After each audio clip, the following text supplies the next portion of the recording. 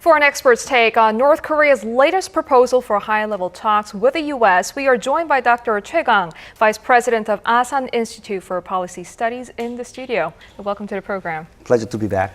Well, Dr. Choi, Pyongyang seems to be going down the list. It failed to get what it wanted from one-on-one talks with China, Japan, South Korea. Now it wants to talk one-on-one with the U.S. Do you think their peace offensive has lost its steam? No, I don't think so, because actually they are going to be in Beijing again, also after making such proposal, and of course try to use China card again, the other parties actually. And also we have to think about the ASEAN Regional Forum as a venue for these consultations. So I think they are seeking the momentum of peace offensive, of course, for the time being. So it has not ended yet. So we have to keep that in mind. So what kinds of move North Korea will make in the next phase? So if the U.S. refuses to hold talks with North Korea, is it possible that the communist state will return to provocations, or do you think they'll be able to come up with something new?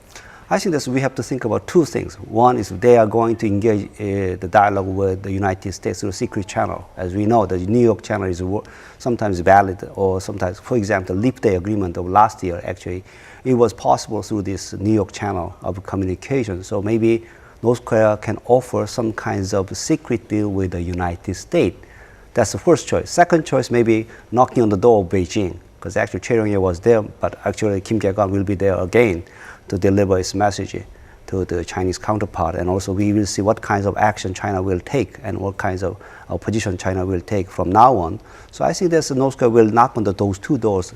And then if those two attempts failed, it's highly for North Korea to stage a kind of provocation, maybe starting with some verbal provocation, and also to show some kinds of show of force, for example, the staging the missile test, or maybe threatening the nuclear test again. That kind of move we can think of, but starting with rhetoric and then maybe going into more actions. Well, Pyongyang says denuclearization was the last dying wish of Kim Il-sung and Kim Jong-il. Is that truth or propaganda? I think it's propaganda. Of course, Kim Jong-il, while he was alive, actually he mentioned, oh, you know, the denuclearization is the dying wish of my father, Kim Il-sung. So, but he actually never realized that dying wish of his father at all. Of course, actually denuclearization, when they mentioned the actual denuclearization, comes actually the final stage of this negotiation with the United States. So, of course, actually, if the United States actually stopped threatening North Korea by force, actually at that point of time, and then they can give up the nuclear weapons. So it actually, North Korea presumes that denuclearization is a kind of long process, stopping and stopping the proliferation activities, and then, of course, capping all these things. Actually, I don't think they really mean it. What we actually, the definition of denuclearization is quite different from North Korea from the other countries. Well, South Korea-China summit is scheduled to be held later this month in Beijing. What should President Park Geun-hye achieve from this visit in terms of North Korea-related matters? Of course, actually, we can think of some details, but I think instead of going into details, I think we should have a kind of common understanding about the nature of North Korea problem.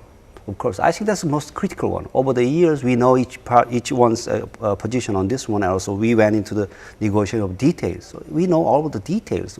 But actually, how we perceive the problem actually created by North Korea is a critical one. I think that if there is a common understanding of cause of the problem and the nature of North Korean problem between President Xi Jinping and President Park Geun-hye, I think that's the most important achievement she can make in her visit to Beijing.